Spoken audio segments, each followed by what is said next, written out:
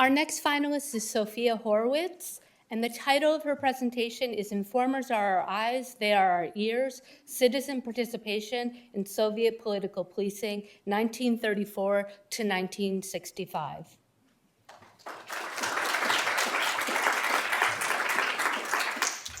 In summer of 1952, a Latvian sailor named Kuntis committed treason to the Soviet Union, fleeing abroad to Sweden in a small fishing vessel.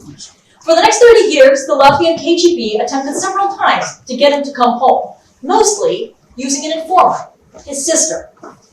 Sils, as she was codenamed, corresponded with her brother at the direction of her KGB handler, revealing information about his job and his family. But was she betraying him? Being an informer allowed Sils to explain her brother's and family's version of events to her handler. She wasn't a spy. She was an ordinary person protecting the people she loved the most. My research uses thousands of files like those of Sils and her brother to investigate the identities, recruitment, and use of informers by the Soviet political police from the 1930s to the 1960s. Behind me, you can see the informer network of Lithuania and Ukraine in the Soviet period. The number of informers plunges in 1952 after a reform of the political police network, informer network, in the last year of Stalin's rule. It never recovers.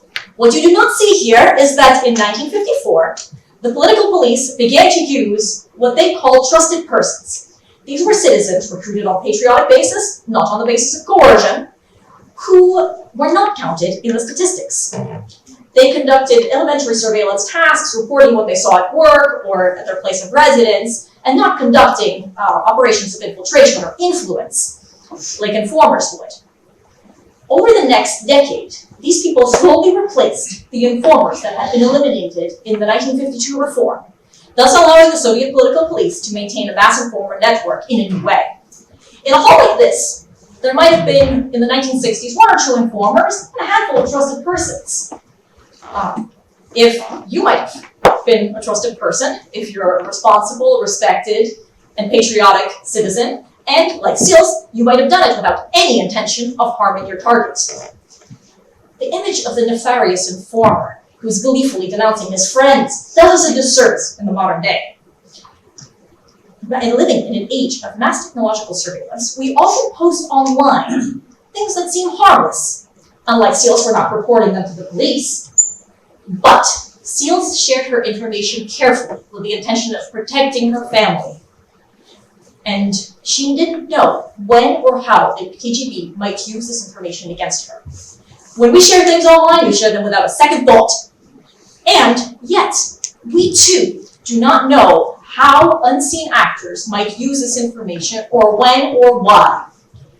Mass surveillance is pervasive and it is insidious.